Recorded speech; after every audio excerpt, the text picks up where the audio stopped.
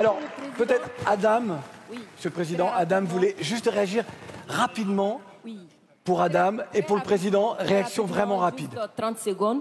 Je veux juste rappeler à Monsieur le Président que ce qui se passe au Sahel n'est que les conséquences de ce qui a été fait en Libye. Cette intervention en Libye où vous avez oublié, quand je parle de vous, je ne parle pas de votre personne, je parle de votre position. Vous avez oublié l'existence de l'Union africaine. Monsieur le Président, vous l'aimez le dire. Nous sommes au Mali pour aider le Mali. Si nous n'étions pas venus au Sahel, il n'allait pas avoir de gouvernement actuellement au Mali.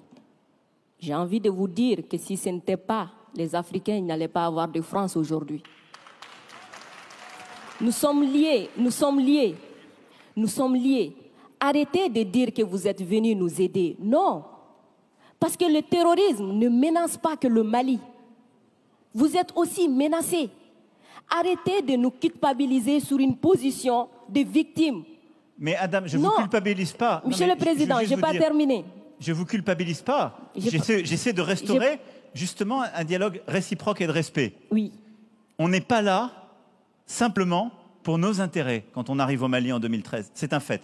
Par contre, ce que vous avez dit sur la Libye, je l'ai dit plusieurs fois comme président, je partage ce que vous avez dit. La Libye, on n'a pas respecté la souveraineté d'un peuple et ça, c'est une erreur. D'accord, merci d'avoir reconnu ça. Et si vous reconnaissez ça, vous allez voir que ce qui se passe au Sahel n'est que les conséquences de cette intervention. Donc, vous êtes au Sahel pour corriger l'erreur que vous avez commise en Libye et en corrigeant ces erreurs, vous êtes en train de commettre d'autres erreurs. Monsieur le Président, je vous rappelle que l'intervention militaire étrangère n'a jamais réglé un problème. La Libye, elle est comment aujourd'hui? L'Afghanistan, c'est comment aujourd'hui? Donc l'intervention militaire ne va pas arranger les choses. Je ne voudrais pas que mon pays soit comme la Libye. Prenez votre responsabilité et surtout arrêtez de dire que nous sommes là pour vous aider. Non, vous n'êtes pas là pour nous aider. On est ensemble. On a un ennemi commun. On le combat ensemble.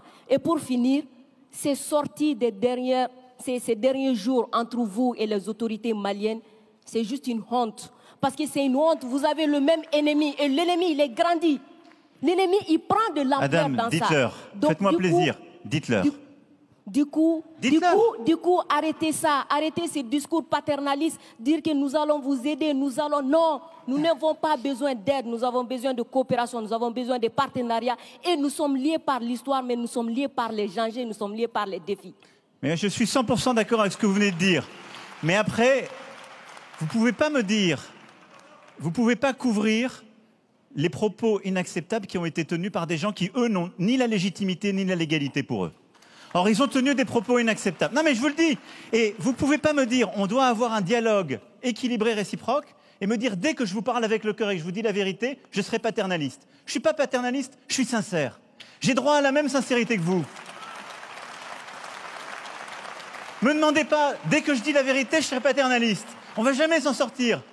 Vous me dites la vérité avec votre cœur, vous me prenez à partie, vous me bousculez. J'ai le droit de vous dire ma vérité aussi. C'est pas du paternalisme, c'est de la sincérité. Ok, Monsieur le Président, non, juste pour dire que la sincérité n'exclut pas la courtoisie, la sincérité. Mais je suis courtois comme vous l'êtes avec moi, Adam. Oui. Nous sommes courtois les uns. Je suis carrément d'accord avec vous, Monsieur le Président. C'est juste vous dire que j'adore votre sincérité, mais elle n'exclut pas le respect, elle n'exclut pas la courtoisie. Je pense que nous avons l'un et l'autre, là dans le débat, une très grande courtoisie. Absolument. Et on fait la démonstration qu'il n'y a pas de paternalisme, il n'y a pas d'agressivité, il y a une vraie sincérité, mais il n'y a pas de tabou. Et ce que vous avez décrit sur ce qu'on fait au Sahel, c'est exactement ça. Moi, je ne pense pas que l'intervention militaire soit l'alpha et l'oméga. Je pense le contraire. Et donc, le problème que vous avez aujourd'hui, c'est qu'il y a une autorité de transition qui dit « ils devraient rester là militairement, parce qu'ils ne veulent pas faire le travail ». Nous, mais exactement, il y a des accords avec des engagements de toutes les parties.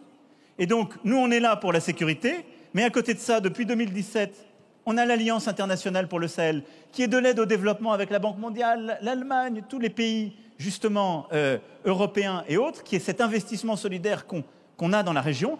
Et il y a le rôle du retour de l'État. Chacun doit faire sa part.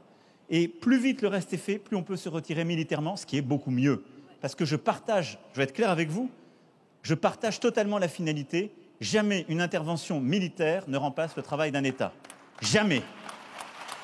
Et moi, je peux vous dire les yeux dans les yeux que je n'ai jamais envoyé l'armée française contre un État souverain ou pour remplacer un État souverain. C'est ce qui a été fait en Afghanistan, ce qui a été fait en Libye. C'est la grande différence avec le Sahel. Refermons le chapitre. Monsieur le Président, on va refermer le chapitre. On va s'intéresser...